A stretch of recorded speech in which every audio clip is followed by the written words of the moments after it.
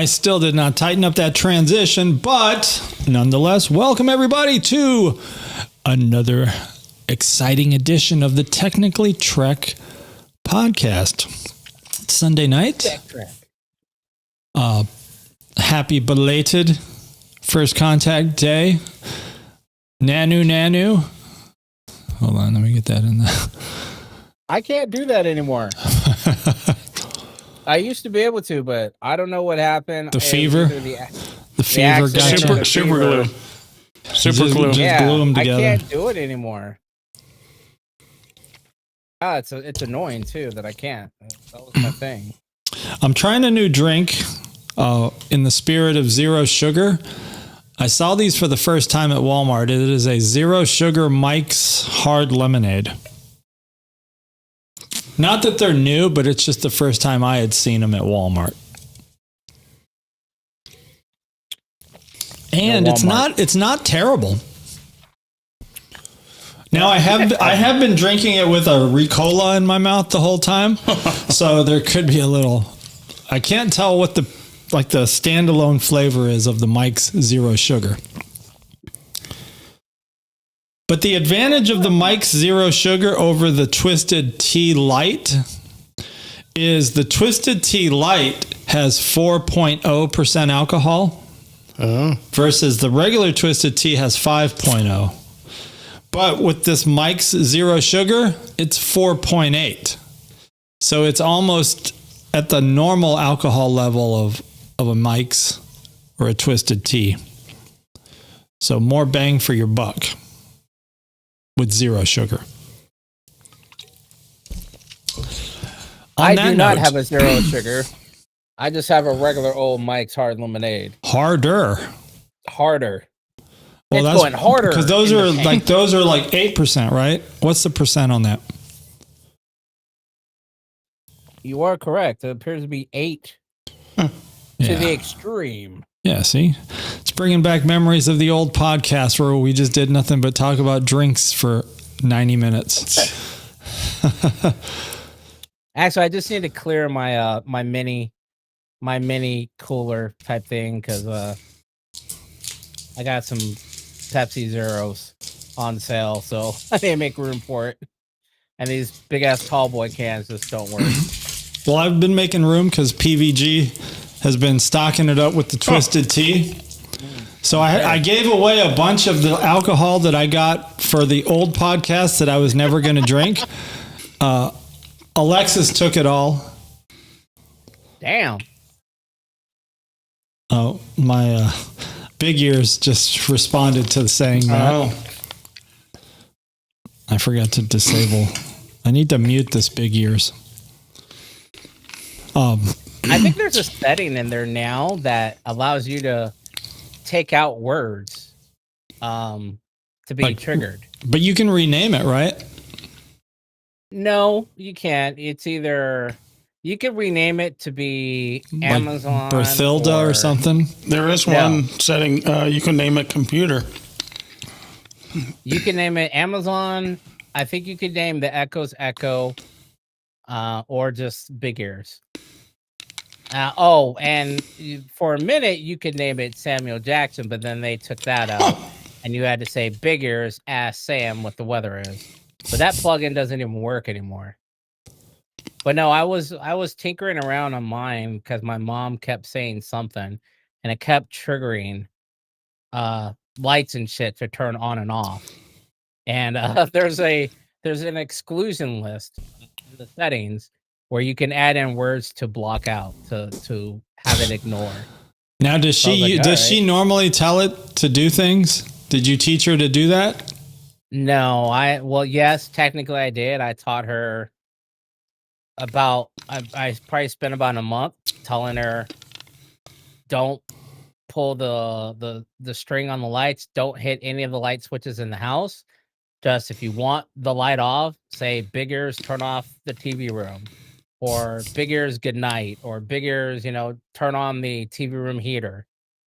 So then after that, it was just like, I did this every night for a month, and she says she forgets, but I know she doesn't on purpose. to just push my buttons.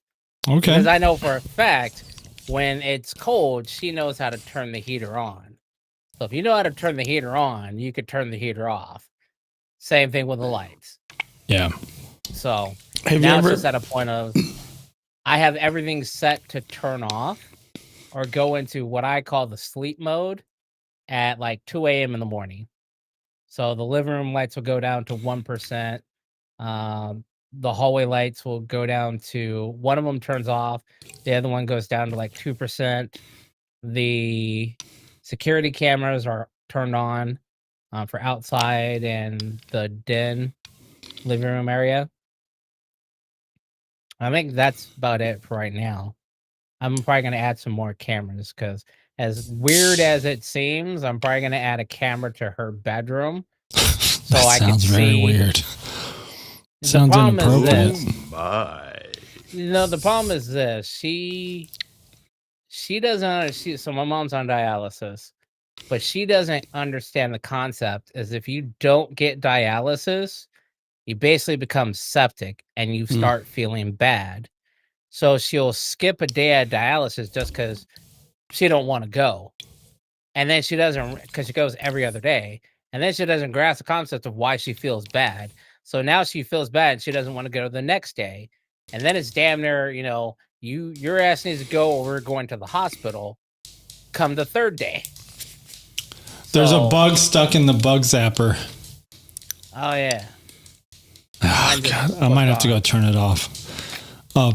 PVG So, yeah. was going to say something. Hold on. Have you ever said big ears, red alert? Oh my I don't. Damn. Must be You got a big. party going on over there. That was a grasshopper. There's a drive-by. It's got to be a ladybug. No, but I'm going to try it right now. Alexa, red alert. Aye, aye, Captain. Turn it off for now. Catch on fire. Oh, shit. Isn't that awesome?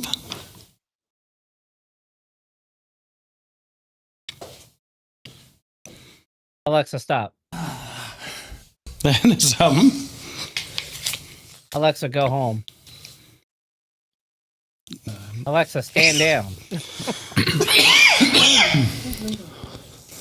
All right. What did we watch this week? Not change the subject. Have you ever tried that? Well, big, try big it. ears, red alert. No. Say it. Go ahead. Go ahead. Say it. We won't hear anything. Big ears, red alert. Oh, Alexa, red alert.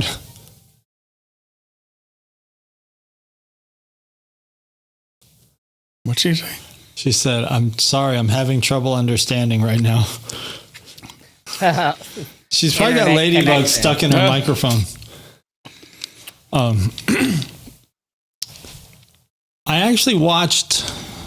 I probably watched a little bit more than I had the previous week. I watched The Voyage Home. It How did took you a like couple that? sittings because the first one put me right to sleep. And I don't even remember when I fell asleep, but when I woke up, the final frontier was just ending. It was like the final scene of the final frontier. Because Were you watching on Paramount? yeah, because I have them in the time. I was watching about it to in say. timeline order. I was about to say, shit. I'm surprised you didn't wake up to Insurrection being on. I only slept for that's like 4 hours of sleep right there. That That is a good 4-hour chunk. Yeah, that's probably my average.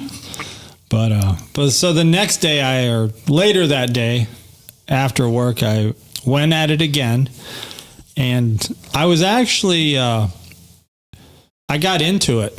I was like, all right, let me rewatch this and get into it. And so I watched it with full attention. And your thoughts. All right. My thoughts? Or your questions. Well, I don't really have any questions. The thing about the OG is sometimes with OG, it is very far-fetched. You know, like that an alien race or whatever that thing is, right, wants to make sure that there's humpback whales on our planet. V'ger 2.0. Yeah. You know, it's like, are you guys taking care of the planet? It's a test. I don't think it was a test. Well, what is it then? See, because here's where I was confused. Here's where I was confused. It was coming to make sure that we had humpback whales, right? No. It needed to communicate. It needed to pass data on, and the only thing that it was answering to were humpback whales. It wasn't coming back to see if we still had them. It was literally, that's why I call it V'ger 2.0. It was coming back. It's literally the Star Trek the movie, but with whales. It's V'ger, but instead of looking for NASA's Morse code authentication code, it needed to talk to whales to then pass that information to. But the thing is, it never says what information is being passed to the whales. Okay. And since in the time frame, but at the end of the day, why couldn't we have just played a recording of whales? Because that's a recording, not an answer. Whales actually communicate them. All right. But they had the universal translator at that time. How come they didn't use that? Putting your thought process and mix it together. You have a universal translator. You were multiversing for a second. My bad. Oh wow, that was weird. Something just glitched on the feed. Oh, I'm stuck on the feed. Now I'm back. Man, he's back. Close some shit up. He's back. Yeah, close up one of those 130 windows you have open. I'm probably that's a good idea. Grand idea there. No one needs more than 100 tabs. Oh, I guess I already closed them. Oh, that was in Chrome. That was why. You're going to explain why it had to be the whales. No. I was going to say, why didn't, and I pondered this question. Why didn't they use a recording of whales, extrapolate their language from the universal translator, and then answer in whale speak via the universal translator? Or were there no recordings of any whales at all, which would negate the canon of the original movie, because the Voyager had the golden disc, which had whale songs on it? Can the universal translator work without context? Like, yes. To build a vocabulary of a language, can it just start from nothing? I think it's like immersion learning. Like when I took my French immersion class in college, you build around the context that's around you. So right, but with whales, what would the context be? That's the thing. Hey, did you like that plankton? I mean, that's the thing. And that was the part that was the monkey wrench in my theory was, how would they get the context of what you're talking about? Because with everything else, like Chagra at Manaka with the whale, you have somebody signing, what they're talking about. But there's no whales to say that. I mean, Jarmak. Darmok and Jalad. That's that one saying. I'm talking about a totally different story. Tarmac and Jarmak don't know about whales, but Chamagra does. And so Chamagra. When I saw San Diego. No, they're at Tanagra. When I watched that episode with Darmok and Jalad, I thought I was having a seizure. I didn't know what are they saying? I couldn't figure it out. You were having a stroke? Yes, yeah, absolutely. I'm thinking, jeez. You stop like that episode does make you question if you did I forget how to talk? Do I not learn English? But Okay. that's just like the one with the Enterprise one with the not the Romulans, the Ferengi, where like the first 10 minutes, 15 minutes of the episode Yeah. is in Ferengi, and you don't know what the fuck they're talking about. Hold on. Let's finish up Voyage Home. So, Okay, the whales. whales. Where did they poop in the Enterprise? So we don't know what the message was they were communicating with the whales. We just know that the aliens needed a response, and they were only wanted a response in whale speak. Whale tongue.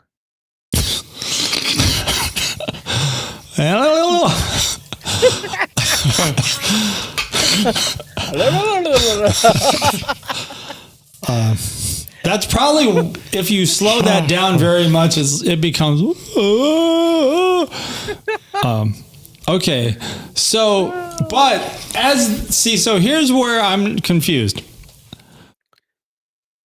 They were coming to Earth because they expected to get the answer from a creature on Earth. Correct. But you hear of the journey that this alien vessel is taking, and it's destroying people along the way. Inadvertently. Oh, so it's inadvertent. It's power draining them to death inadvertently. Yeah, it's got a feel. I was going to bring this up. The drinking game of it's kind of. So somebody made a drinking game with Enterprise. Every time they say it's kind of or it's some kind of, you got to drink, and that's what they said in the movie. It's some kind of field around it that's draining the power from everything that comes close. But that just made me laugh. So yeah, they don't know what it is, but it's not intentional because it drains like stagnant satellites. It just if it comes within that range, it just drains the power out of it. But how come it can fly home and not drain? After it talked to the whale, then it stopped draining. I think that's maybe maybe it was a Gattaca thing. It thought about the trip home. We always thought, hey, we're gonna go Blade. Don't think about the trip back. And it thought about the trip back. It was like, motherfuckers, I came a long way. I need some food. I need some energies. And y'all ain't got a big enough Red Bull. I'm gonna have to sap energy and collect energy wherever I can from whatever I can, so I can make it back home. See, the good thing about Crewman Mgyx is whatever position you take, he will have a rebuttal. I was good with debates. I mean, yeah, he can be devil's advocate for whatever stance you take on a matter. He will be able to be the devil's advocate for that, for whatever your beliefs are. He can find a way to rebut them. I agree with. Why didn't they take I'm dead ass serious. Like, all right, if you think about all the canon of the timeline, and this is one of the things that you have to take into consideration, is because they mentioned the time travel that they did from the series. So it's all canon. So that means you already knew how to time travel, which means, and you already dealt with V'ger. So you already know that it had the golden disc, and you already know that that's on record on the Enterprise database. You already know that there's samples from all the indigenous languages and sounds on Earth. Why couldn't you use the computer with the universal translator to extrapolate language and try and respond? At least try and respond. But they didn't even do that. Like, and maybe and this is where I feel kind of bad. It's like, maybe I'm just harping on Star Trek too much. Maybe I'm reading too much into this. Maybe because I'm not the writer. I'm not the one with deadlines and a budget to consider. But fuck, any kind of Star Trek fan would probably come up with these ideas and be like, well, why don't we just do this? Is time travel, and this is not just a Star Trek problem, but I think time travel has just become the easy solution to any problem in sci-fi anymore. It's like, oh, you know what? We can fix this. Kirk says to Spock. My mute button didn't work. Kirk says to Spock, start time warp computations. Why would he have to do that? Beep, beep, beep, beep, beep. I mean, Beep, beep, beep, beep. isn't a warp engine fast enough to go back in time? You know, No, because see that right there, that line that you Yes, just said, 88 mile an hour. That is from the original, like first 5 episodes of the original series.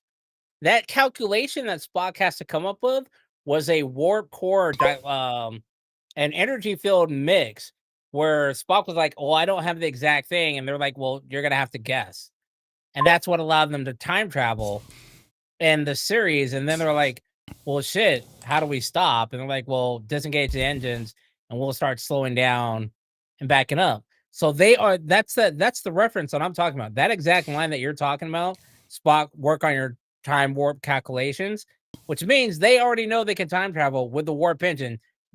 It's the intermix is what it is. Oh, Just by adjusting the warp core intermix. It's got to be fine tuned, I guess. But Spock already knows the intermix because he did it the first time. So why all the whole? Well, maybe the first time was inadvertent, but they figured it out. And they said, "Hey, it works." And then they tried it again. My mute button is dead. This is not working either. Oh, hold on, our stream decks are dead.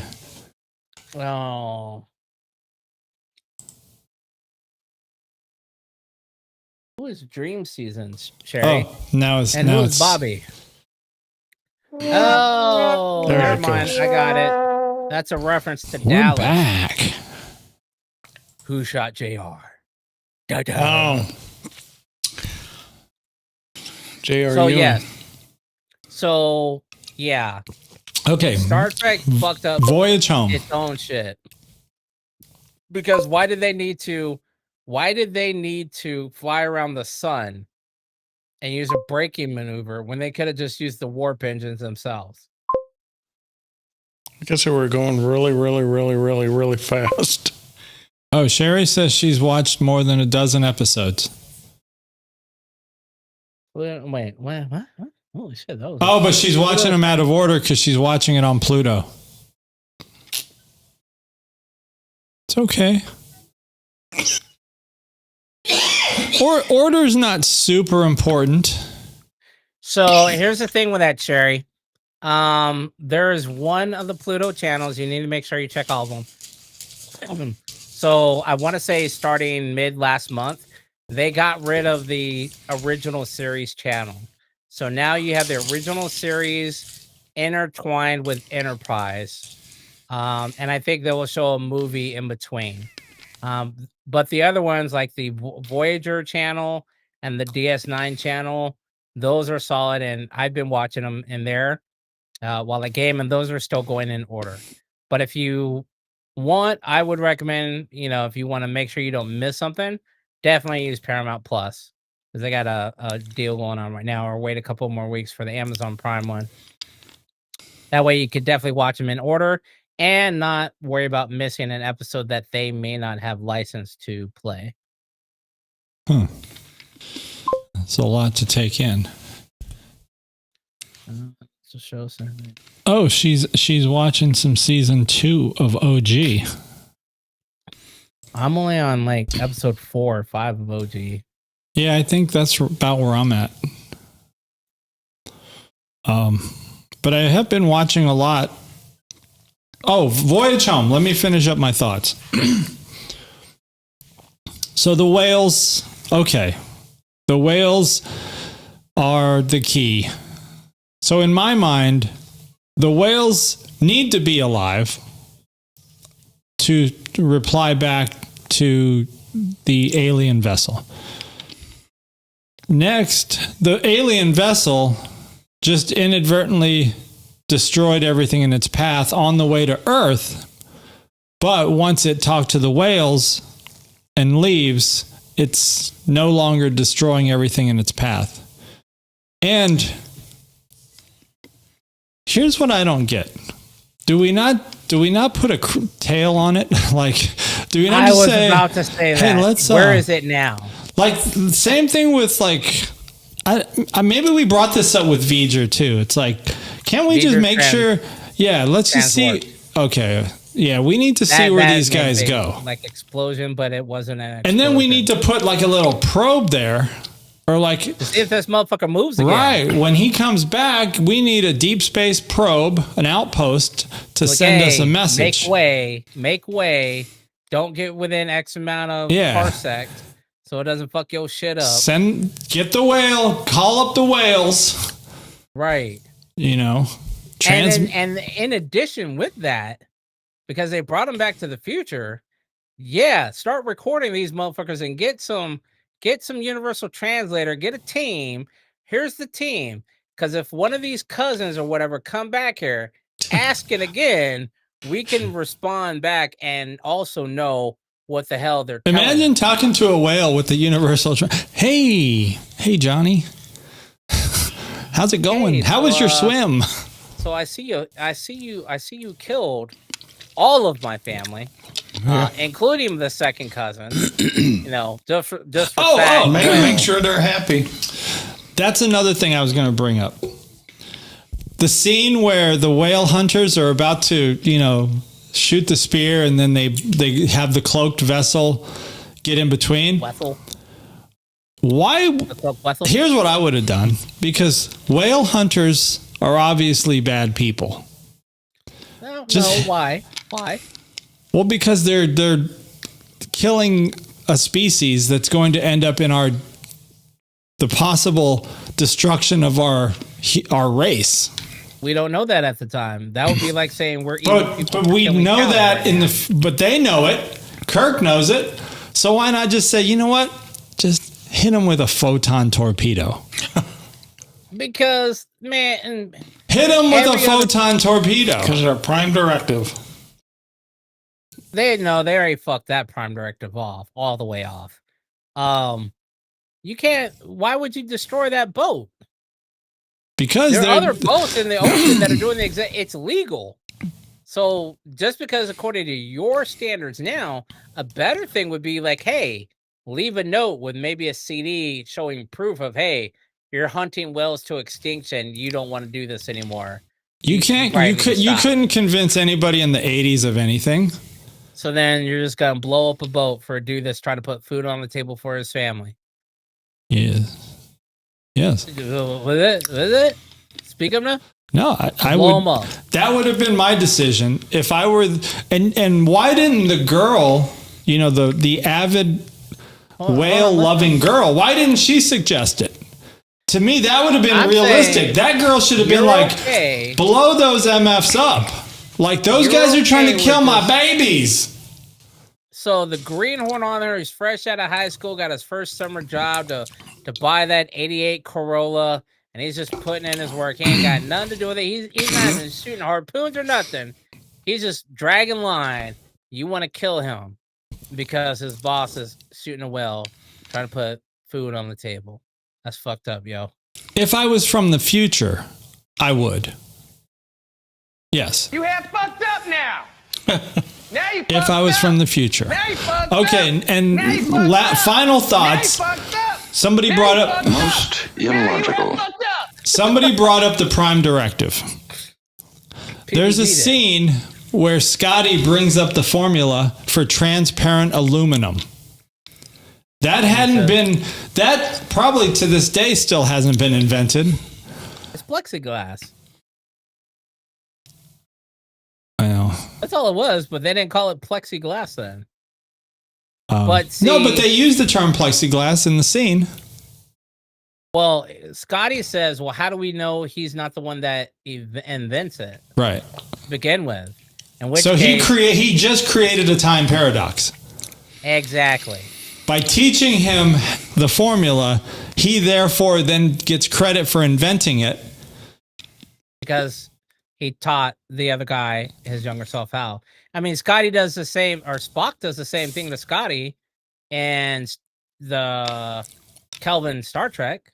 Scotty teaches, or Spock teaches Scotty how to do his transwarp Transporter, long range transporter. thing, and how to transport it onto a ship at warp. Yeah. Let's go But even. he knows that Scotty is the one that invents it. He just didn't do it then. Let's even go earlier in the movie, Chekhov is captured. They're questioning him, and he says, I don't want to do this, but I'm sorry I have to do this. And he grabs the Klingon. I'm assuming it's a Klingon phaser, and he tries to shoot him, and it doesn't work. So he throws it at him, and he bolts out of the room. And Where then, is that phaser now? Yeah, where is that? Is it reverse engineered? I mean, you would think so. Yeah. Because they would have thought it was Russian technology.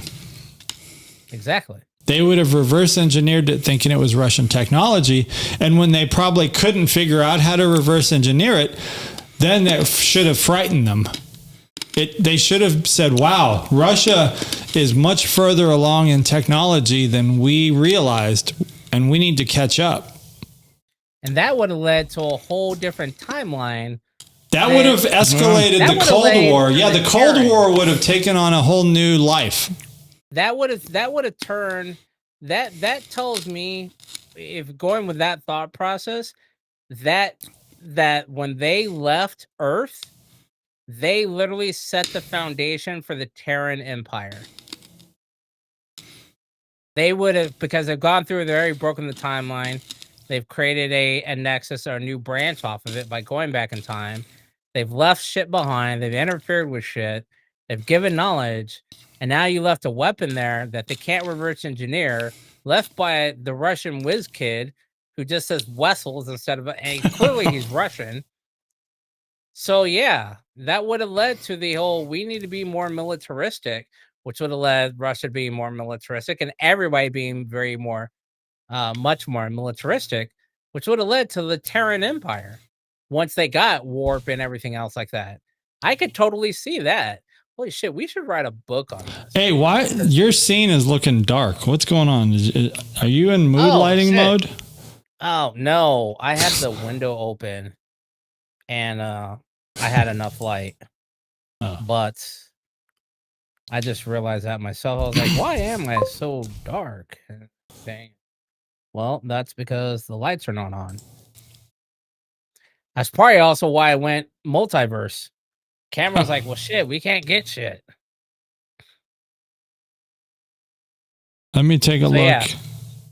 I think, oh shit, I just lost my badge. I've been demoted. Let me see if I can find this email. Electronic mail. Oh, that was quick. Found the email. So the other thing was that I found with it, I think I mentioned it before, the chick that they brought back with her.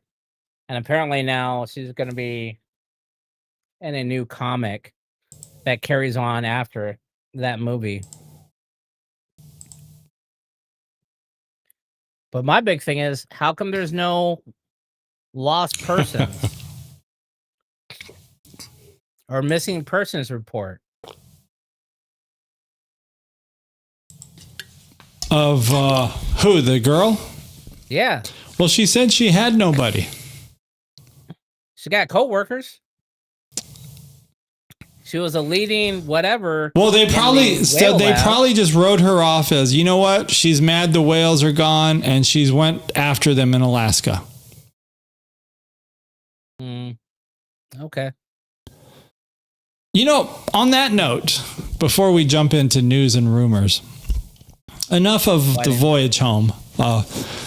Obviously, it's a classic movie, but we could beat it down pretty hard. Well, now you're very bright.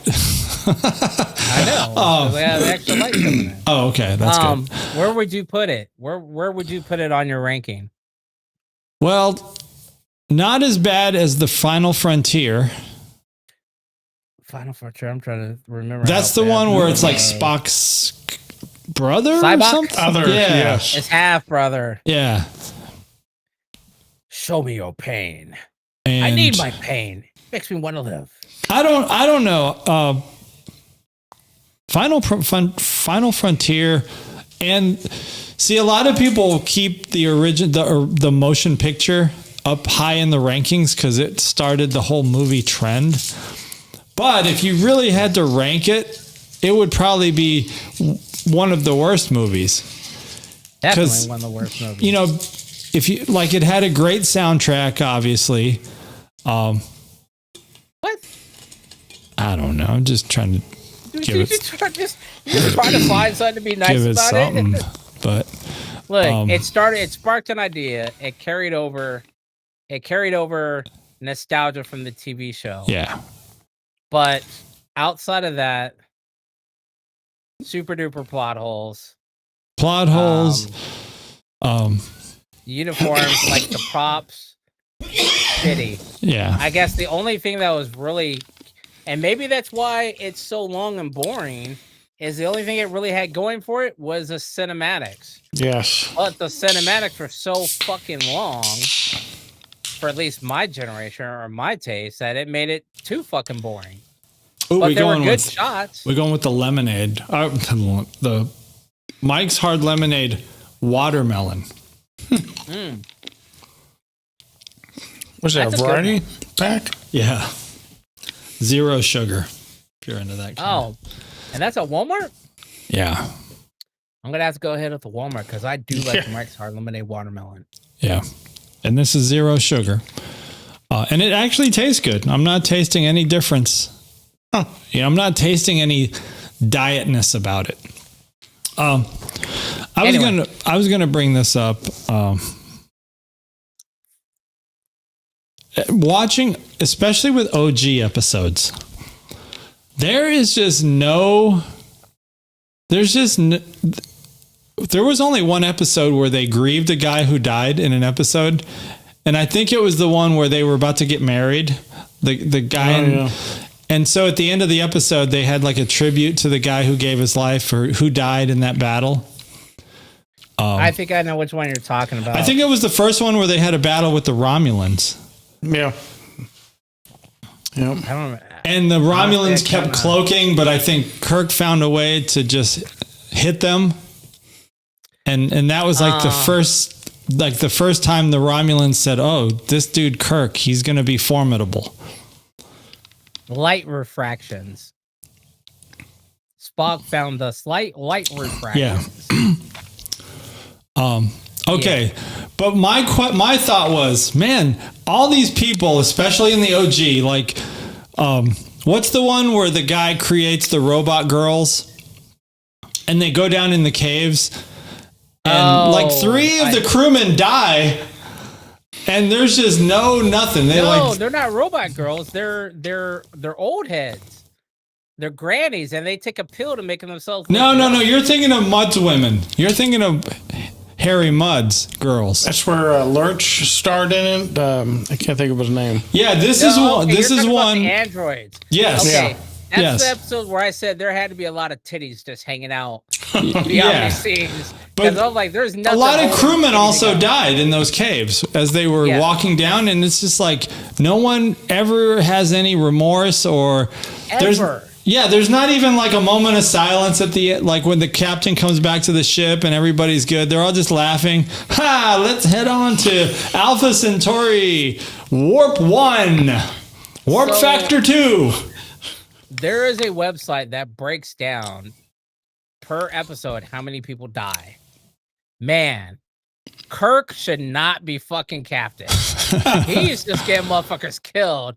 Like within the first, because I think I looked up, or I noticed when I got to maybe episode 8 or 9, season 1 of TOS. Like, it's got to be at least 30 people that are dead now. Right. We're 6 episodes in. And it turned out it was like 38 or 39. I'm like, how many? And then I looked and there's hundreds. Yeah. I'm like, you are not a good captain, dude. He's like, and then only for his bridge crew. And then I looked at the thing and he was like, I don't believe in no-win scenarios. Motherfucker, you should. Because you're getting everybody else killed. It's a no-win for the lower decks people. It's no win for the red shirts. Definitely the red shirt. Except Not Scotty. a good day. Scotty always wears a red shirt, but he always manages to live. Oh, speaking of Scotty, so this is a snapshot of a scene from the trailer of Strange New World Season 3 with Jim Kirk and Scotty having a drink. Young Scotty. I saw that. But there's not like a real date. But I imagine they're going to do a date soon now that they've been showing this trailer around. It's going to be late 2025. Yeah. So I think it was you that told me, and I read somewhere else, that they basically reshot the entire season. Right. And then that makes me wonder, what did the original season that was completed look like? Kind of like the whole Batgirl thing. You got a completed movie, but you're not going to release it. You got a completed season of Strange New Worlds. Now that you telling us that, people are going to want to see it. Like, why wouldn't you show that, even if it's shitty? You know, do it at the end of when you're done making this series. And here's the missing season that never was aired. Yours to own on a box Blu-ray set, $49.99. Yeah, I mean, if the show ever got canceled, they could just say, well, you know what, we got at no cost, we got a whole season right here just sitting on the shelf. Right. But, you know, that comes down to, like I said, pencil pushers who are not a fan of the show. I think before you can run one of these shows or have any kind of power over what happens with the show, you have to be a fan of the show. You got to take like a Star Trek test. You got to be like, all right, PBG's got to go check on the. He's got to go do a tachyon pulse. Don't forget to invert the stream. Invert the stream, Mgyx says. That would probably hurt. Probably.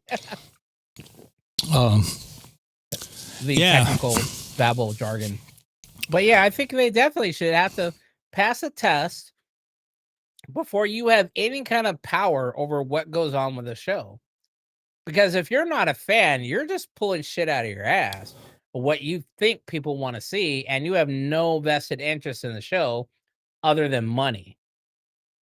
Which means if you fuck up because you don't know what the fans like, what the show's about, anything else, now you could literally run a show into the ground and be like, oh, well, I didn't know.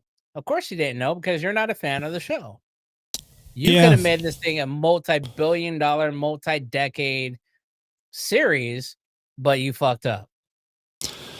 Yeah, I mean, if you think back to the 90s when you had TNG, DS9, Voyager, and then shortly thereafter Enterprise, I mean, you had all kinds of Star Trek TV activity. You know, you had lots of content to consume. Right. And it was all good. I mean, for the most part, it was all good. Until they changed the opening song. I mean, I don't like Enterprise, but Hoshi. Have you watched all of Enterprise? Hoshi too stupid. Yeah, but you got to put yourself into the aspect of these people know nothing. This is their first time out there. We know nothing, and we would not be that stupid. But this is also the 90s. So think of how stupid. Think of you do nothing in the 90s. I don't know. That's where you got to put it at. You can't think of your stupidity now. You have to think of I mean, and that's why I go back. Yeah, one. Okay. One of something. That's the thing is, for one, I can't imagine being that stupid. We probably were at some point. Sure. But the writers should have put themselves... See, and I think that's the difference, right? The writers said, you know what? In current times, we're stupid people. Oh, thank you, sir. We also have to remember there was that big writer strike at that same time. There's always a writer strike. No, this was the big one. Where like the writers for Friends and all those other shows that people were watching, like everybody went on strike. Like there was a massive Hollywood strike. Not just like the writers at Paramount, but like all of them went on strike. But yeah, I get it. My friend is obviously Chinese. caught his head in a mechanical rice picker. Which one of y'all dead motherfuckers just said that shit? So you're saying, all right, here's the thing though. You're obviously capable of enjoying Enterprise. Yeah. Kind of. All right. I mean, I'm trying. I am really trying to get through it. I want to get through it. I'm trying to get through it. All right, let me ask you this. Would you rather watch Enterprise or TOS? TOS. I'd rather watch an episode of Enterprise than TOS. I just can't. And that's why, maybe that's why I can like it, is because it gives kind of not really the campiness, but the lack of technology. The lack of technology where?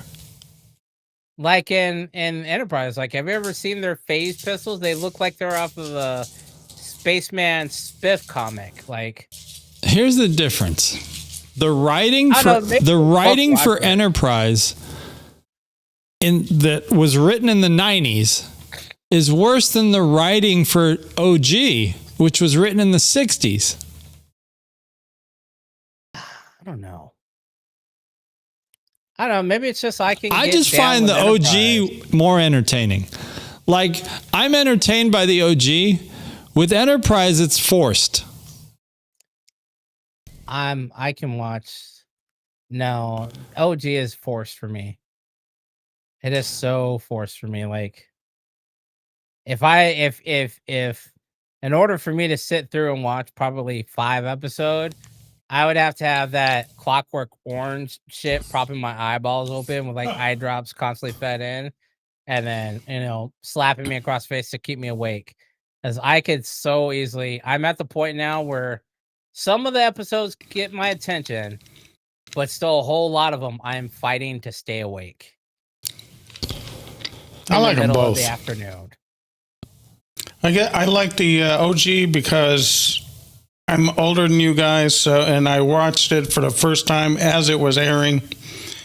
And it's big black and white 900-pound TV that was sitting on the TV tray, metal TV tray. And it was just nostalgic for me. And what they can do with, like I said before, plywood, plastic, and the size of this ship, the Enterprise, going across your screen. You had a TV? Yeah, it was black and white. It wasn't color. We weren't that rich. We weren't rich at all. We were poor. But the OG looks like it would be good in black and white, actually. And then the Enterprise came along. I liked it because it was before the OG. And they were developing. Yeah, they were still developing. What happens when Red Alert comes up? Do the shields come up? Right. Shit like that is that's what makes it interesting to me. Is like, he's like, we need something faster where I could just say something. Yes. Where the shields come up, weapons are locked on, everything's ready to go. Otherwise, it's I got to give commands here. Blue 42. Yeah, Blue. We're dead. We're already sinking in the water because this shit doesn't just happen automatically. Like, I distinctly remember that one. But ironically enough, they're talking about the next Kelvin movie is going to be called Star Trek Origins, where they're talking about how, kind of like what we were talking about, the origins of the Federation. Oh, Paramount has 2 films in development. One is a prequel focusing on humanity's early contact with aliens and the formation of the Federation. There you go. Andor director Toby Haynes is attached to direct a script by Seth Graham Smith, a hyphenator, that is rumored to take place largely on Earth. So that's Origins. Yep. And the other one is Star Trek 4. So it looks like it's 2 Kelvin films that are in development. Now, Star Trek 4, that's been talked about for years and years. And I don't know if there's any movement on it, but it's supposedly penciled in to the schedule somewhere. They need to hurry up. They're going to lose. I know everybody's interest. getting old. Yeah. Nope. Some corporate douchebag had a meeting and said, we're going to put this pin in our parking lot and we'll get back to it. Yeah. Which is what every office meeting turns out to. And then you never get back to the parking lot shit. It's the equivalent of Tom's. Well, that's interesting. But moving on to the next subject. This is not interesting to me. It's some audio book called Star Trek Con. I don't find this interesting. I mean, there's dozens of people out there that Dozens. like these books. There's like 60 people out there that are interested in this. No, I mean, there's Dozens. a book about the con. There's 24 people out there that want this audio book. Almost after every single one of the OG movies has led into some sort of comic book or fan fiction book after each one of the movies. Like kind of like how we're talking about shit now. Like someone's like, well, fuck it. They're not going to make a movie. We're going to write about it. And we're just going to put it out there. But this isn't a movie. It's an audio book. Yo, it's probably made by Big Fish Audio too. Oh, I just thought of something from last time when we were talking about like what would be a good series to make. Oh, okay. Go ahead. I got one. A continuation of the adventures of Ash Tyler. Who is Ash Tyler? He's in Section 31. I know. Oh. He's the head of Section 31. They officially announced the dismantling of Section 31, but unofficially they keep it going. Okay. So I think it would be interesting to see the missions that they do and in that time, like back then in the, what would that really be? Like the pre-Kirk era? Or like Kirk is Discovery. The Discovery era. But before it jumped to the 31st century. Right. I get you. The one that I forgot to bring up was we need to get 7, Jack Crusher, Wesley Crusher, Boimler, Boimler, and the other chick from Lower Decks, Mariner, and what about the Orion? The green girl. Not the gringo, green girl.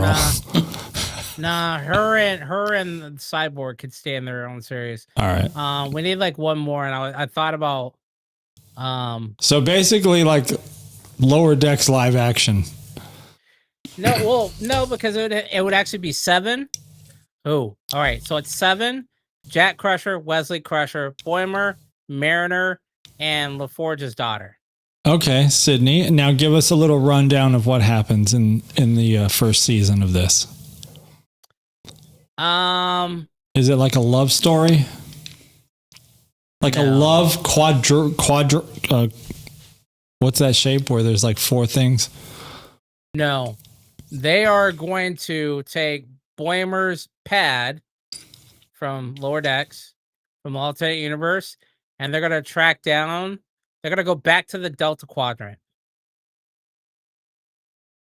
They're going to go back, and they're going to look at the origination of the Borg.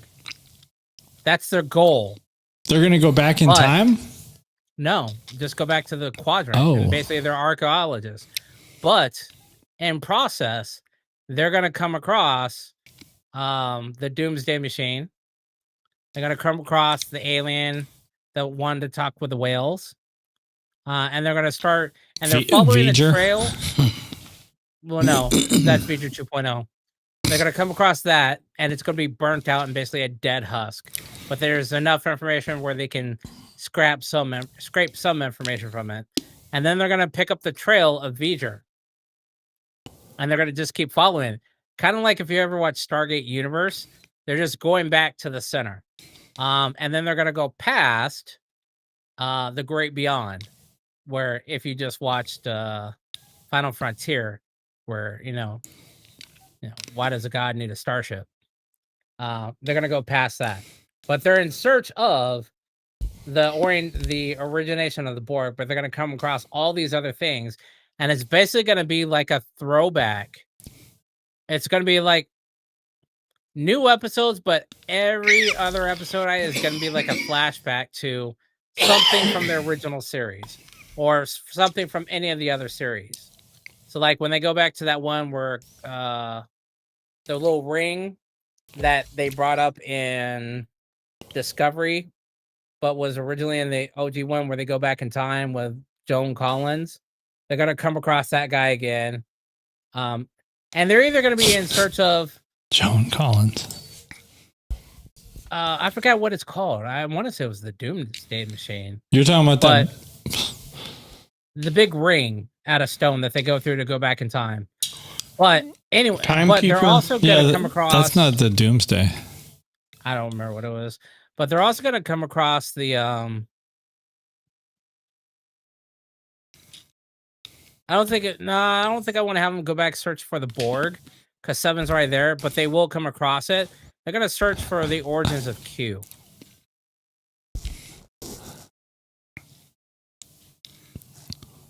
Happy belated first contact day, everybody.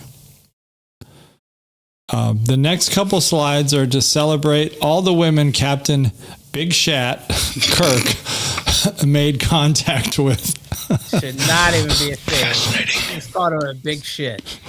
It's just literally. Do we remember Kalinda? You know, some of these girls were kind of the looks of some of these girls, I think, were ahead of their time. This is definitely a look that was ahead of its time. Yeah, I bet as a young boy watching Star Trek, this was like porn to them back then. Yeah. She's like to see cleavage. Heather Graham. They're like, oh my God, that girl is showing cleavage. How dare, this must be rated X. What cleavage? I don't know cleavage. Couldn't show that back in the 60s. Early Heather, is it Heather Graham that was in Austin Powers? Yeah. Yeah, she's giving that look. Yeah. That's a good look for her, but she ain't got no hips. Her hips do not lie. She ain't got no thighs. They lying. All right. Do we remember Drea? No. She's a Kelvin. I guess I guess it's like a species that just takes the shape of whatever it wants. Take a shape of a bitch who ate a hamburger then. This is like 2024 Ariana Grande. How about Nona? Oh yeah. Do we remember Nona? She kind of meaty. Yeah. Yeah. It's an optical illusion. Exotic looking. Camera, a lens trick. Lots of flair, and she's wearing a lot of flair. Yeah, covering stuff up. Who else you got? Now we've talked about Dr. Helen Noel before. Did we? Yeah. You skinny ass looking motherfucker! Now this is the one where this doctor would would insert memories into people's brains as a way of like controlling them or brainwashing them or something. I must have missed that episode. It's early on, season 1 stuff, but I know I don't remember her. But I have this problem with this episode because Kirk gets brainwashed by his machine, and he thinks he's in love with Dr. Helen Noel from his ship. You know, so he thinks he's been brainwashed to think he's in love with her. Yeah, and she put that thought in, didn't she? I don't know if did she do it? I think so, yeah. Okay. But it's never undone. And from what I can see, it's never undone. So why doesn't he go on thinking he's in love with this girl? Fascinating. That's what I'm saying. Okay, that's Dr. Helen Noel. Oh, we got a versus here. Mirror to Paul, versus Mirror Tilly? I gotta go Mirror Tilly. To Paul. It is tough because Mirror Tilly, you know, has got a little just grab. Just- Come here. Splax. What did we used to say back in the day? Chunk thigh. Got tongue tie. That means something. That accounts for something. That definitely that is a good. She has a very good HBA ratio here. So PVG and HBA ratio is hip to breast to ass ratio. So in order to have good hips, you got to have, It's all got to be proportional. It's got to be proportional. It's got to fit into that formula. I like T'Pol because the way she is, she looks, and she seems a little quiet to me. Where Tilly, Tilly does run her mouth too much, though. So you do have to you got to plug that mouth up. Plug that mouth up. See, I was trying not to say nothing about that. Someone go get a banana. I foresee Tilly being a little bit more vocal and encouraging, and T'Pol being just dead ass. Dead ass. 'Cause your strokes are very efficient. Like I could see that. Please increase your thrusting efficiency by 15%. Please move 2 degrees to the left. Please lessen the stroke by 7%. There you go. That is adequate and efficient. Climax will be reached momentarily. Where Tilly is more like the whole. The interaction was adequate. Yeah, I just see Tilly not being. I mean, I definitely think she could be wild and crazy, but I think she's gonna have a bit more emotion behind it. Like, all right, but that's just me. But I think they both have something going with the long straight hair. You know, kind of like that late '90s Beyonce look. Oh, see, why did you have to ruin it with Beyonce? T'Pol, she'll have that. What is that? The 7-year itch for Vulcan. Oh gosh. Oh, Ponfar? Yeah. Ponfar. She'll have that going every once in a while, and I'll wake you up. Every 7 years. That's the other thing. It's only every 7 years. And even that's the only time you're going to get any kind of words of encouragement or enthusiasm is every 7 years. Every other time it is left, right, up, down. Yes, that is adequate. I will say, though, their mirror versions are better looking versions of them. It's too bad we couldn't see more of the mirror versions. Yet.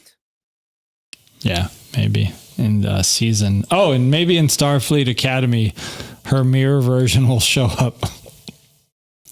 Who knows? Oh, you know, we ought to do a little bit of trivia. Just a couple questions. Who did Worf fall in love with after the death of his first wife, Killier? Troy. Yeah, Troy. After the death of... No, he got married to Dax. I don't remember the timeline of when What's-Her-Face died. And when he was pining over Troy. Because he was pining... He didn't meet Dax. Yeah, no, this answer is wrong. Because he wanted to be in love with Troy when he was still on the Enterprise. They had a little thing going on because he made Deanna godmother to his son, and Datsia wasn't a thing until after he left Enterprise. I'll have to go back to ChatGPT and issue an apology from them. What alien species did the villain Shinzon belong to? Romulans. Shinzon was a Romulan clone of Captain Picard. Who is the This is not related to the movie Nemesis, but who is the nemesis of Captain Sisko in DS9? Ducat. Go Ron. Well, Gal Ducat. Gul Ducat. Gul Ducat. I honestly thought it was Gal Ducat for a long time too. Which technology is used to provide artificial gravity? Gravity plate. yeah. Gravity plates it is. You guys are ready for Starfleet Academy. Who is the Klingon commander responsible for the death of Captain Kirk's son? Crudge. Yeah, I Cruise. think it was Crudge. What? What was introduced in Voyager as a hunter species that kept trophies from prey? Erogen. That's right. They'd make little bracelets and stuff out of your teeth. Which Star Trek villain caused major problems for Captain Kirk in the motion picture? I probably should have changed the order of these. Major. Vigor. What alien species did Captain Kirk battle in the Final Frontier? Klingon. Klingons. That was Vulcans. Huh? What? Cybok is a Vulcan. He didn't. Okay. He had like a little crew with him, like some rebels. I thought he had the three. What? Well, whatever. Who was Dr. Bashir's romantic partner during the majority of DS9? I wouldn't say it was a majority. Lita, boy, she got passed around, huh? I mean, that's a double goal for you. Who did Quark become romantically involved with? Lita. Wow. That's it. Wow. That's Double girl for you. Nothing wrong with that. One more. There's another one. Who did Tuvok? No.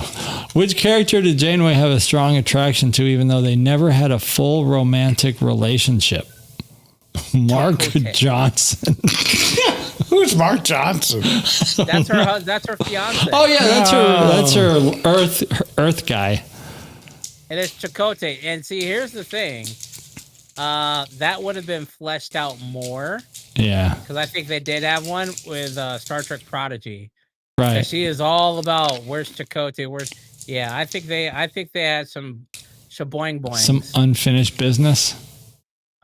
I mean, they finished, at least one of them finished at one point, but he probably finished. He was probably like, wait, your phase inductions. I should have replaced Mark Johnson with Lita.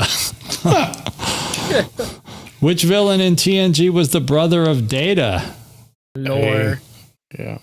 But possibly Q is Q could be a brother. Because Tom thinks that Q and Hugh. The Hugh too. Yeah, there you go. They're all brothers. Created the Borg, then it's Q and Hugh. Q. Which enemy ship's captain was the infamous Khan Union Singh? Well, Reliant, but also the Botany Bay. Yeah. Who was the father of the child Alexander? Of course.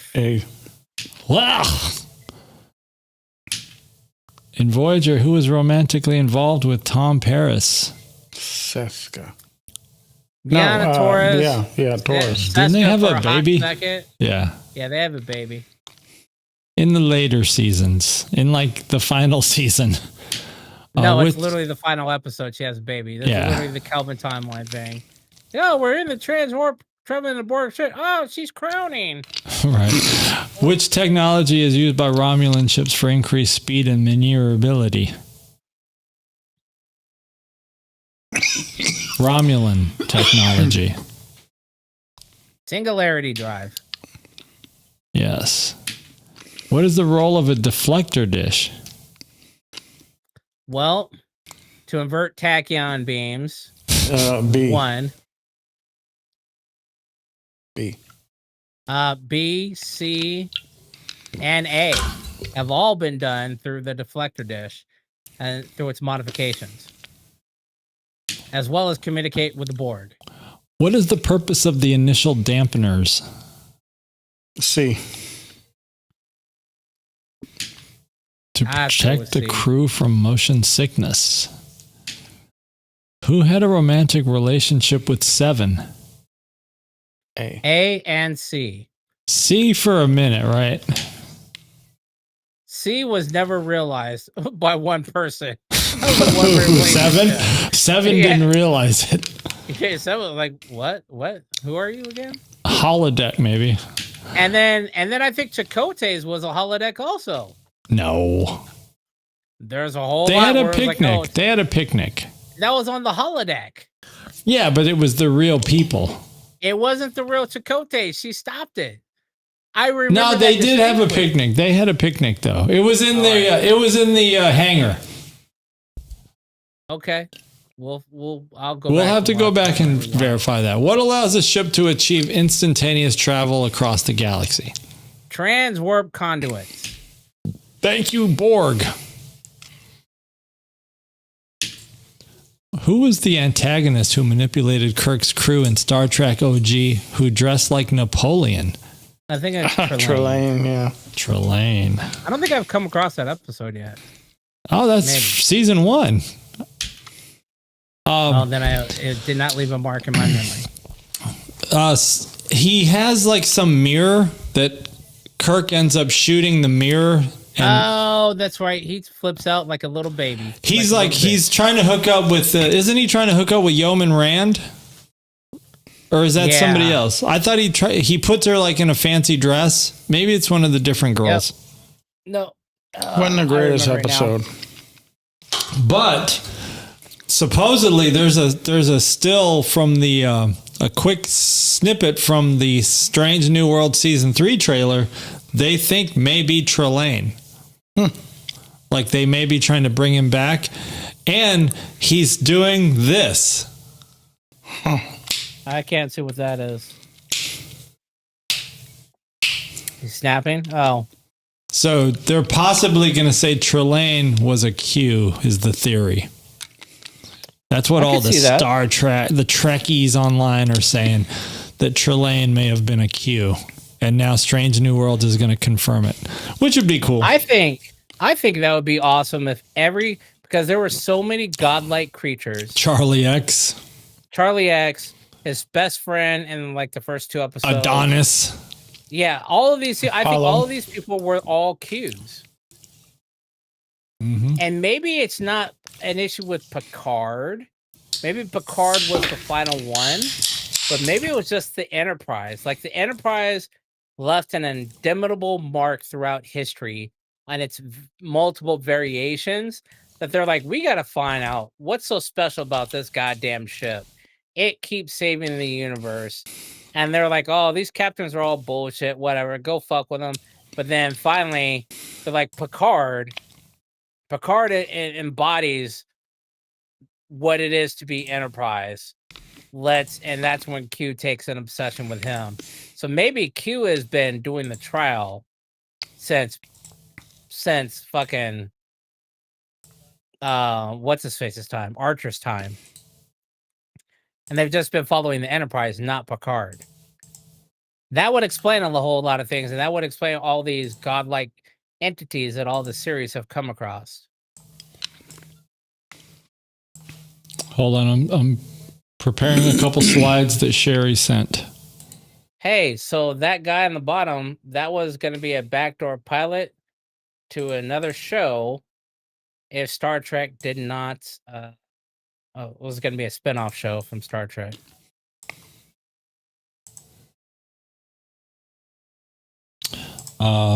Let me share that screen real quick.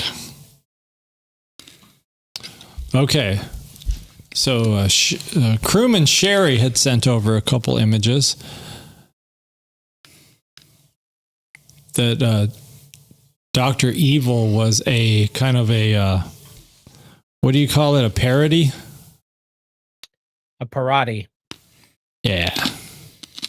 Of Had to this put my guy. Tom spin on See, it. now I haven't gotten to this episode, OG season 2, episode 26.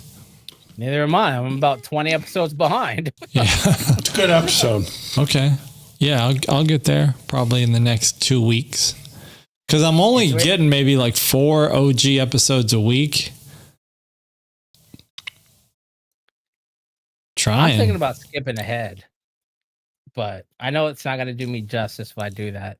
Yeah, because we're going to talk about the one that you skipped. Yep, you already do. I mean, you already saw that some of these episodes. I'm just like, I don't remember that shit. I mean, you could do that, but there's really no continuity between the episodes. Yeah, it's just a luck of the draw if we're going to talk about one that you watched, unless we know in advance what we're going to watch. Like if we say we're definitely going to talk about season 2, episode 26 next time, then we'll all know to watch it.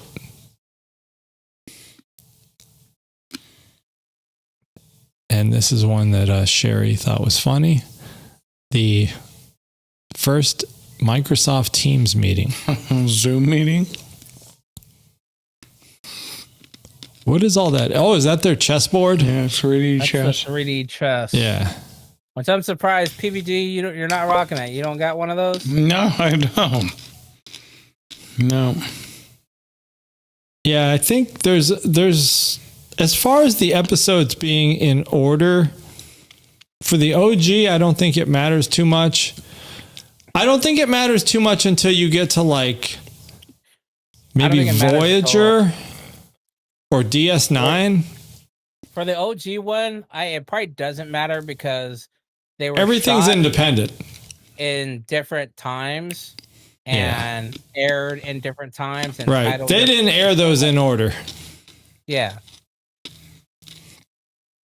And you could clearly tell when they're way like shot completely out of order, because like one episode a chick will have short hair, and then the next episode it's long hair and not a wig, or the hairstyles and shit like that, or the uniform. I was like, you just had a really nice uniform, now you're back to these rags to riches shit. Yeah. All right. I had some notes here somewhere. Things I was going to bring up. I wanted to bring up this. Yeah, bring up some stuff. I'm gonna bring it up. I'll bring it up. Bring up your notes. What you got? Why didn't the Kelvin Kirk tell the TOS Spock about his mother dying when TOS Spock said he just watched his planet destroyed and was emotionally compromised? Why didn't So Kirk, Kelvin Pike, Kirk, tell OG Spock, like, hey, I know you just watched your planet die.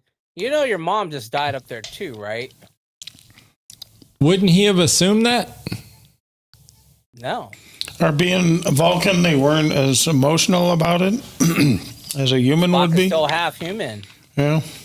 And he skipped his colon R. But you know what? That reminds me of an episode of OG where Spock gets very upset because he senses that a Vulcan ship was destroyed. Oh yeah, yeah. So why didn't he tell him that?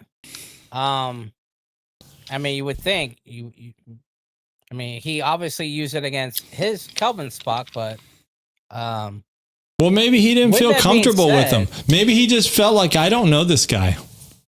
with that being said, if Chekhov was able to grab Sulu and Kirk falling at terminal velocity with no, hey, I already got a lock on you, whatever, after they had been falling for a minute, why could he not grab Spock's mother, who he did have a lock on, who barely started to fall, and he lost her? The nebula. I mean, that don't make any sense to me. The other thing, You got all kinds of beef. it's not beef, it was just questions.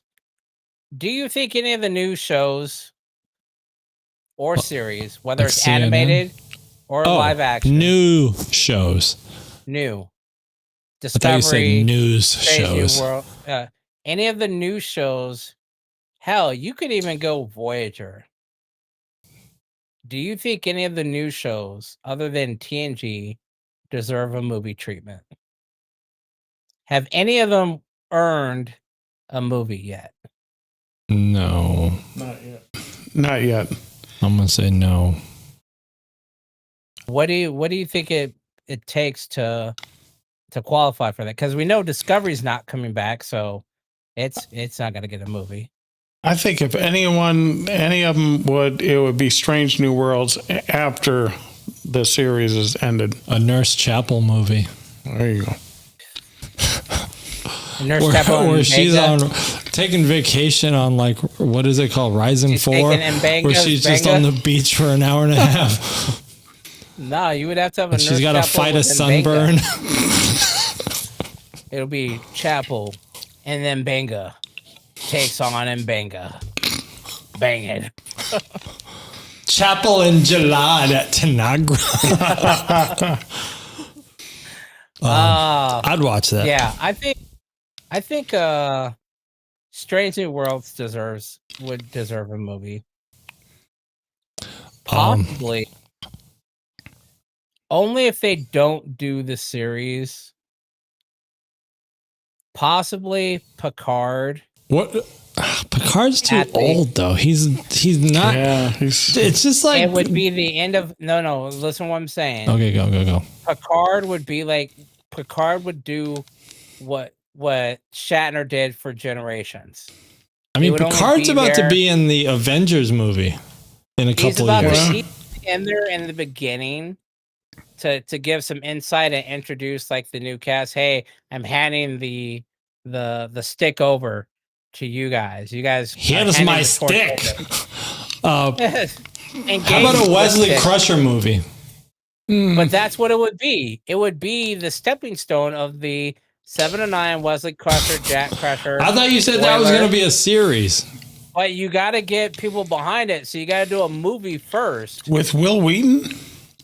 with Will Wheaton and Jack Crusher. And But 7 to after 9. he buffs up. Yeah.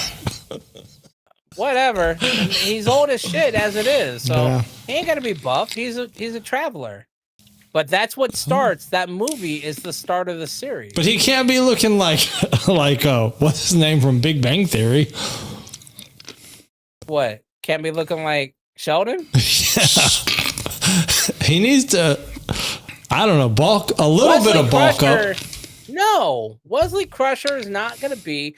Wesley Crusher is basically getting the torch handed to him from Picard. So he's not going to be the action hero that you think you want him to be. Well, like that's what we Wesley need, from though. TNG. So what are you saying? That's No, going to you be Jack have Crusher? Jack Crusher. Jack You Crusher already is have going to Jack be Crusher doing the it. action star? Jack Crusher's already doing it. You got Okay. Jack Crusher, you got Boimer, But he's and you got not Mariner. he's not well known enough, I don't think. I would That's rather the see a point. Jack Crusher before Will Wheaton. Yeah, I mean, Jack Crusher is the better action star, but I don't know in the Trek world, is Jack Well, you Crusher. gotta have, but see, if you put 7 as the captain and Wheaton as the number 1, you're as a traveler, he's giving guidance. He's literally become 7 to 9's Troy. He's giving What's insight. Jack Crusher going to be then? He's gonna be an actual real number 1, and Wesley will just be a counselor crusher. because he's a traveler. Look, man, Will Wheaton, if you want to see him buff up and become an actor, He'll just be a consultant. But he's our age, so none of us are being action heroes. So Hey, if that was my whole job and I didn't have to work, I'd hit the gym. If I was getting Okay, paid great. $2 million, I would go hit the gym right now. you do that then. That's fine. You could do that then. I'd go But do in 10 this world of push-ups. reality, Crusher is a consultant, and maybe he just pops in like a Q every once in a while, and he's not there for the action because he can't interfere. He's just there to give insight. But They made him look weak in Prodigy. That's it's a cartoon. You know, I can't say none to that. I have But never. what I'm saying is this: if you did that movie, you could literally have Picard hand over the torch. Hell, you know what? To Jack Crusher? Picard could hand over a torch as well as A stick. one of B4's original positronic networks that Data gave him. Just the network, and then they can build their own data. What about the data? What about the girl? The data girl. Law, and they could turn her into. Oh, are you talking about one of the twins? Yeah, the hot girls. I mean, you could put her. You could put her on there because she's technically Data as well. Yeah, that would be good. I mean, which one? Which would you rather have her, or would you have them build a teenage or mid-20 Data? Hot girl. All right, we'll put hot girl. Soju. Yeah. So is that her name? Soju. Yeah. All right, we'll throw her in there. See, that would be the movie, and it can't be a Paramount movie. It's got to be a full-on 2-hour movie with good quality to start this series. All right. That's what I think. What other points you got? Was that your notes? That was it. Oh, okay. I got some notes. I got some points I jotted down. Probably would take us into like the next 90 minutes. Go ahead. So there's an episode of the OG called Doomsday Machine. And it's the big, long, pipe-looking thing with the red opening. That's what I was talking about. And it's Commodore Decker, his whole crew dies. He's the only one that survives. Kirk rescues him, and then they transport him back to the Enterprise, but then he takes over the Enterprise. And then he says, no, we're going to attack the schlong, or whatever it is. And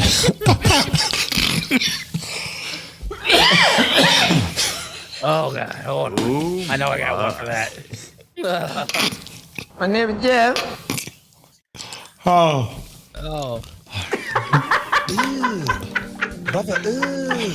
It's just because that's how I wrote it in my notes. And PVG can see my notes. But the crew let this guy order them around.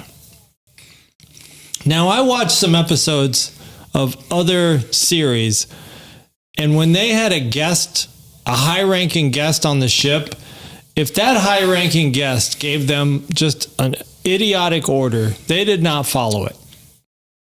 Like, the crew was loyal.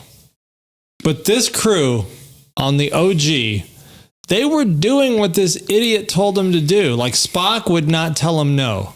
He was like, well, according to Starfleet Regulation 109, paragraph 2, yes, he is the high-ranking officer on the ship and can give orders, and we have to obey.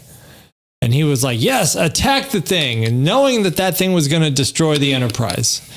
It had already badly... I just watched that one. Yeah. So this guy Decker was an idiot, but I think the crew of the Enterprise was more of an idiot for following his orders. It's like, no, because Riker would have punched him in the face and said, no, we ain't doing that. I wonder that myself, and the only thing I could think of is it was the early years of Starfleet, and they were sticklers about their careers and not giving a fuck because they really hadn't saved the universe yet. But by the time this episode came out, they hadn't gone up against anything. By the way, the Doomsday Machine is one of those machines that the new crew goes after, and they come across the Doomsday Machine. Because they said in that episode, they're like, well, if it's a race of machines like this, there's got to be more out there. Yeah. So, but I think they were more concerned about saving their ass, and Spock is the one that came up with the whole, well, if the Doctor finds them mentally inadequate, then the Doctor can relieve them. He's the only one that can outrank them.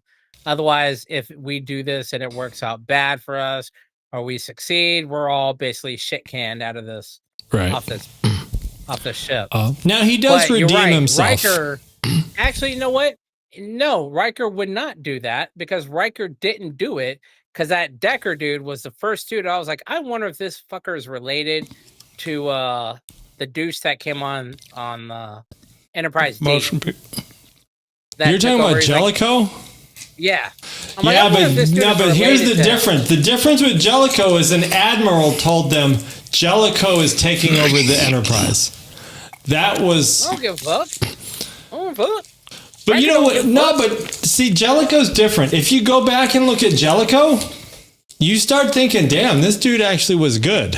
Like, even though he was a jerk, because remember when there's, and it just came up in like a short that I was watching, Jellicoe goes down to engineering and him and Data are talking to Geordi and he's like, I want you to improve the warp efficiency by 15%. And Geordi's like, what? And Data's like, no, I think you can do it. We just have to realign the warp core. And yes, I saw that where he's like, and you need to do this. And only if people do this, he was like, that's adequate. That's possible too. And Data was agreeing with everything. And I'm like, you little. No, but then I'm thinking, well, shit, how bad is Geordi managing the freaking engines if Jellicoe can come in here and say all this shit needs to be improved and Data agrees with them because Data ain't gonna lie. So all this shit to me is now telling us, was Geordi really that good? Because all this shit was like 15% out of whack. You gotta remember though, you can only fix what you're able to fix. So if Picard was like, well, we got to go do this survey missions, I can't have the warp engines down to allow you to do this. It's within spec. Then it's within spec. Right. That's what Geordi said. The warp efficiency is within spec. And Jellicoe said, I don't care about spec. I want it to be 100%. And Data was like, yes, we can achieve that. And so I'm just like, well, shit. Then, all right, then you should be achieving that shit. I agreed with Jellicoe on those things. And when he said, Jellicoe said, I need everybody to be battle ready. Like we need to go to 4 shifts, and every shift needs a battle drill. And he said, Riker, get on it. Like I want it done. And I mean, to me, that's just a firm boss. That's just a firm boss. Picard might have just gotten a little soft. I mean, you could say that. And this dude was on the verge of going to war with the Cardassians. Well, it's not like some dude came in and just said, I'm going to take over while we go on spring break. I mean, this dude took over when they're about to possibly go to war. We'll agree to disagree. He seemed like a dick at the time, but when you stop and think about it, he's getting them ready for war. And you got to appreciate that. I understand that. I do. Think it could have been done in a much better way. What, by not hurting anybody's feelings? No. Just a different way. Hey, we need to work on this. We need to set a time around and do this. Let's make a priority list. Not just go, hey, get it done. But I will say this, though. My original point, to your point of saying, was Jellicoe related to Decker? Jellicoe, an admiral came on and said, hand over command control. Like they had to go through some little formality, where Picard gave over command control to Jellicoe. But with this Commodore Decker shit, this guy just happened to be the high-ranking guy on the ship. And is he related to the Decker from the movie? For the motion. That was my other question. Oh, yeah. But that Decker was all right. He gave his life to be with V'ger. He got a shaboing boing on. With the bald girl. Who was the captain of the Doom on the constellation of the Doomsday Machine? Wasn't that Decker also? Yeah. That was Decker. That's what I'm wondering. The one who lost his whole crew. Yeah, I'm wondering. Yeah, because he transported them to the planet and then listened to them all die. I'm like, I'm pretty sure they would have. Well, he did though. He did give his own life though to ram into it. But I wonder if he was related to the Decker from the motion picture. Probably. That would be very interesting. All right, next I got a quick question. This will be an easy one. In the episode Piece of the Action, does that ring a bell? Where they go to like some planet where they live like it's like gangsters, like a mob runs the That was We're a talking weird. about OG. Yeah, Yes. OG, and they go to this planet, and they're sent to there this yet. planet. Okay, but the question is, like, they keep But I think I've saying, seen- "Can you get us a heater? We need some heaters." Yeah. Is that where the term heater came from? Yeah, Is that what you're wondering? we need some heaters. I mean, probably the opposite way. Street sweepers were being called that because shotgun will sweep an entire street. Right. But I don't know. Probably not. I'm thinking they just used that term it was hip with the kids these days. And Yeah, back on the reach a time. younger audience back in those days. It seemed like some of the OG episodes were like the ones where they went to like either planets that had old Earth or they went back in time. Like they just had this different they went very far back in time, like early 1900s usually. I mean, because you can't go back 10 years. Like, oh, we've gone back to 1972, and in reality, it's 1975. But I think in that episode, they have this book of the gangs or something, and they say it's from 1992 is what they say in the episode. Like, oh, you got this book from 1992 of how like the Earth cities are being run or something. Was it the World's Almanac? Heater Left it was the question. 1947 for Doc Brown to pick up. All right, let's jump over. It's because I've been watching some Discovery. See, I can watch Discovery over Enterprise. I just Enterprise is so hard to watch. I can rewatch Discovery, at least the early seasons. I was going to ask about the Red Angel saving the people in that church. Like, what was the point of those people being saved? Was it just to start the whole chain of events? I think so, but you brought up a good point, which kind of triggered a mind explosion. You just brought up about they keep going back in time, and then the Red Angel. Shit, I just lost the train of thought on it. Is that all of these are all tied together? Yeah. All these time travel loops are all tied together across series. They're tied together with a progenitors. Oh, yeah. Oh, damn! Like the species that created humanoids. Yeah. Where was that at? Was that in the final episode of Picard? No, not Picard. Discovery. Then that had to be towards the final episodes of Discovery. Yeah. Yeah.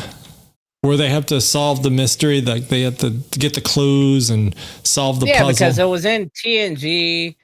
Right. Was there, and that was the throwback that they went back with. But now, if you go back to the original series, you could say they've been dealing with the lead-offs of the progenitors all the way back to the original TOS when they found that Indian tribe, which they throw a kind of a reference to in Voyager when Chakotay finds a tribe of his own people in a totally different sector of the galaxy. Yeah. But they never bring up the progenitors there. And then again, you keep coming across these Earth-like civilizations that have, gangsters, or they're living in the Western worlds and all these other things. Hell, Voyager even found Amelia Earhart and a bunch of other people. So she's on the other side of the Antarctic wall. Yeah. I wonder why they don't. I think that was kind of a letdown with Discovery and the progenitors. How they said that. I think that was a massive letdown. My next point from Discovery was I kind of like Spock's mom in Discovery. I need to find more pictures of her for next week's slides. I need to see what she looks like. Yeah, look up Spock's mom from Discovery. Because she's youngish. Like she probably looks like she's in her 30s. Yeah.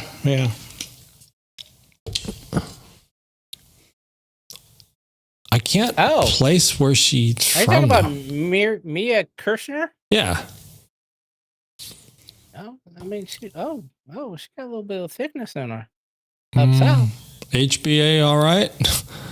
From what I saw, Ratio approved. I need to get a more conclusive look, but yeah, she's given Okay.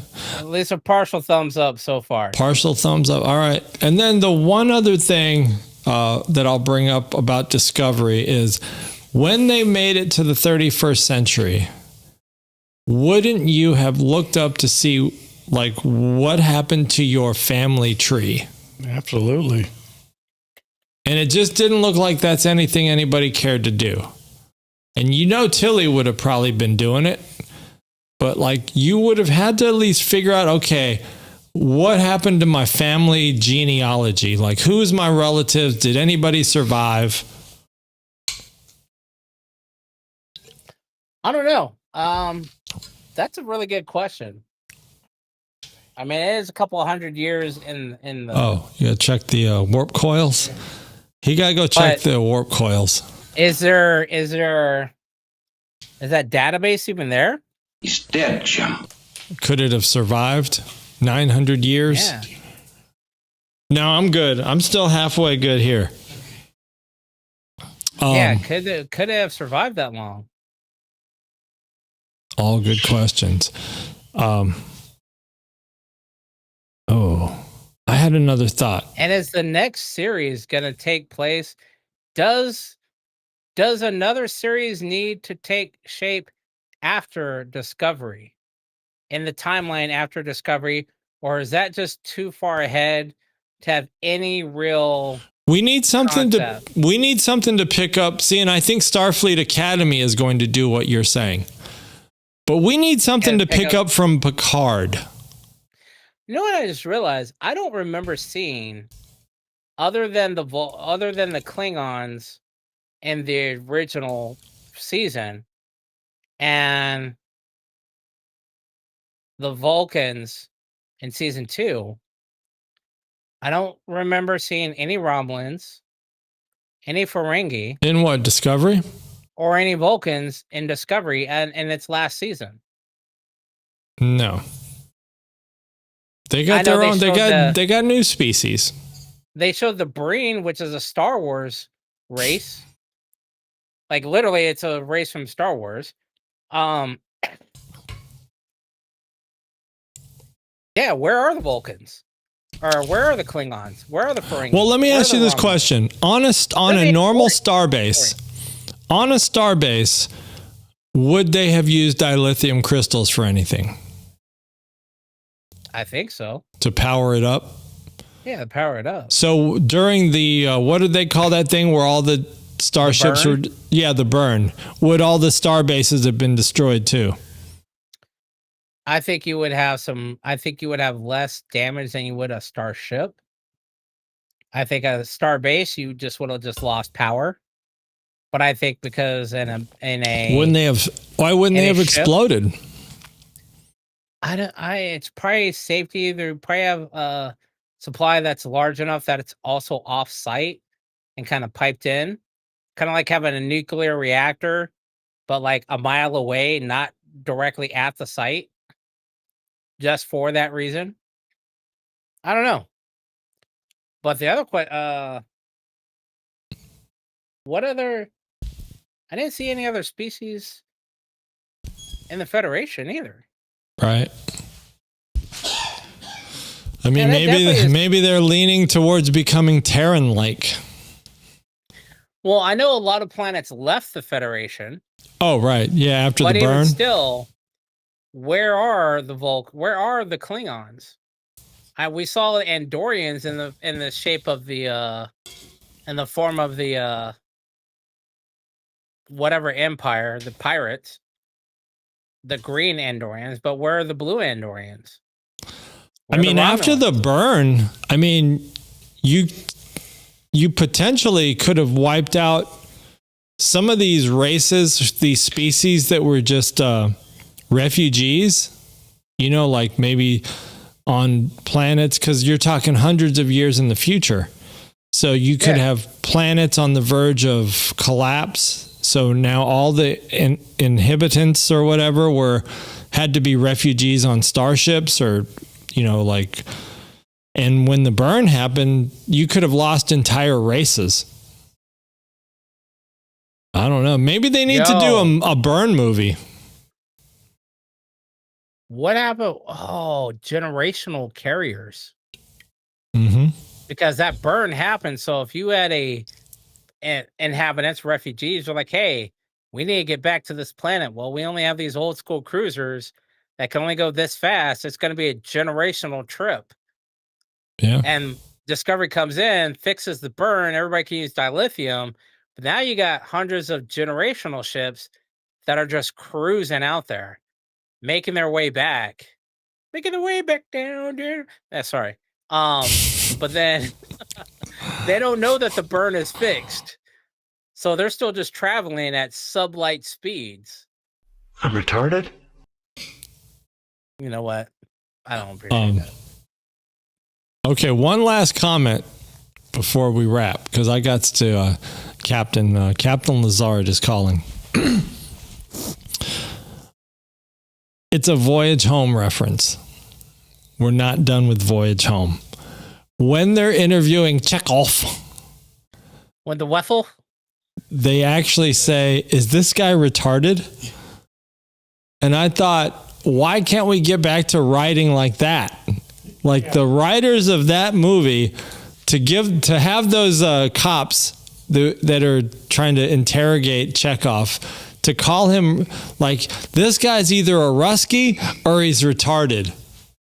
It's like, that's good writing. Why can't we have more of that in 2025? Whatever year this is. I think someone's got to have the balls to do it. And the studio's got to have the balls to stand up to do it and not give a fuck about. Well, maybe that's what maybe that's why they're reshooting Strange New Worlds. They're adding that line. That would be good. I'll be watching that. I want to see some of that. I don't think we're going to get that. I think it probably went the opposite way. No. I think we're going to see. I'm retarded? I mean, they said it in Quantum Leap. That was back then. How dare you? I also think they need to show an episode where Archer's dog is finally found. Oh, is that an unclosed arc? They need to come across like some old school shuttle that was abandoned on a planet, and it's got a somebody's what do they call non-degraded warp, or not warp signature, body signature, whatever they call it, and they undo it, and it's Archer's dog. Because it's never been. Scotty said, I'll let you know when I find it. When it reappears. So it's out there somewhere. Most illogical. Here's another idea that's going to be very controversial. You could shut the fuck up. Motherfucker just said that shit. You skinny ass looking motherfucker. Wash the fucking dishes and shut the fuck up! Now you fucked up. We've lost all control. Now you have fucked up. What was the question? Have you ever seen that skit? The Hamilton skit? Oh my god, it's so fucking hilarious. All right. On that note, once again, we will say happy belated First Contact Day. I should have showed a slide of that. Until next year when we do it all again. I'm going to put we need to put an asterisk next to that. Yeah. It is not the first time. You can say it's official first contact, but. Oh, but you're saying the voyage home is the first contact. I mean, not even that. T'Pol did it. T'Pol's grandparents did it when their ship got stranded at not Farpoint Station, someplace in Minnesota. Yeah. Yeah. They did it. Kirk did it. Went back. Well, Kirk's a human. Spock is not. Right. Aha. You're talking Voyage Home? No. I'm talking Joan Collins. Oh, yeah. Or how about the one where they capture the airplane we talked about last time? I don't remember that one. Oh, okay. Pilot? Yeah, the pilot. Yesterday's Enterprise. Yes. No, yesterday's Enterprise is TNG. That's Yar. Oh, you're muted. I'm going to unmute you. Oh, there you go. The No, pilot. you're still muted. There you go. What pilot? What pilot are you talking about? I was thinking of yesterday's Enterprise. It was a OG episode where the pilot gets beamed aboard the ship. Because he sees the Enterprise. Because the Enterprise is in the Earth's atmosphere. It's the one where they go back in time. The time travel one. Yeah, another time travel one. Yeah, where they don't do it. That one, they don't do that well. Okay, yeah. But I do enjoy it. I know I need to find out the episode where they see an entire, I don't know if it's Voyager or Enterprise, but they witness an entire species go from like caveman to space technology. Because there's a time fluctuation on the planet where what they observe is completely different than what happens down on the planet. Like, well, for maybe them, someone it's like, in the chat can help us with that one. Oh, it's just Sherry. Sherry, yeah. Oh, what's the homework? What's a homework watching for the week? I'm going to try and get through at least 4 episodes of TOS. OG. All right, some OG. I'm going to try to watch at least. I need to watch one movie. What's the next movie in the line? Probably Final Frontier. Didn't you already watch it? No, I was Just slept now? through that one. All right, we'll watch that one. I'm up to. I already watched first. I think I'm up to Nemesis. It's either Nemesis or Insurrection. Actually, I think Insurrection. Yeah, I have to watch Insurrection next. Okay. So I already watched Generations. I already watched First Contact recently. So yeah, I gotta do Insurrection. Which that face stretching just. That's disgusting. That was a bad movie. That was just a bad movie. It had its good parts, but yes. Though if it wasn't for that movie, we wouldn't have the Riker maneuver. Okay, well, that's true. So there's the positive that we got out of it. And Data's singing. Okay. All right, but that's that. Don't forget, if you haven't yet, make sure to smash the like button, subscribe to the channel, and we're going to try to get Crewman Patty to do some more quotes. And feel free to share. Yeah, share this video with your friends and family. I'm going to send you some quotes that I think Patty should read. All right, we'll do some. Yeah, we'll take quotes for Crewman Patty. We'll do another round. Oh, and one last thing. Have either one of you had the opportunity to go see Las Vegas Hilton Experience, a Star Trek Experience? I did. No. When I was a young adult. I could have lived there. Yeah, when I was a young adult, we went to the Las Vegas Hilton. Didn't even know that there was a Star Trek thing there. We just went there and it was there. They need to make another one. I think the times that I went there, yes, I was there for other reasons, and I couldn't break away to go do it. Hey, William Shatner is going to be in Ticonderoga, New York, in June. Okay. He's going to be at the Star Trek Museum there. Okay. New York. So the exact replica of Desilu Studios. Yeah. For the OG series. Yep. Cool. But even if we can't, like if we do make a pilgrimage, we might not be able to do it in June. I don't know like what the dates might be, but it's open all summer. So maybe we can just find a date, do a road trip or something. That would be awesome. Yeah. We'll just maybe do a podcast from there. Yeah, we'll just rent like a Nissan. We'll rent like a Nissan Pathfinder or something and just go. All right. But all right. Hey, that's going to do it for this week. Thanks for tuning in, everybody. We will catch you guys next Sunday. Nanu. Check you later. Enterprise out. Bye-bye.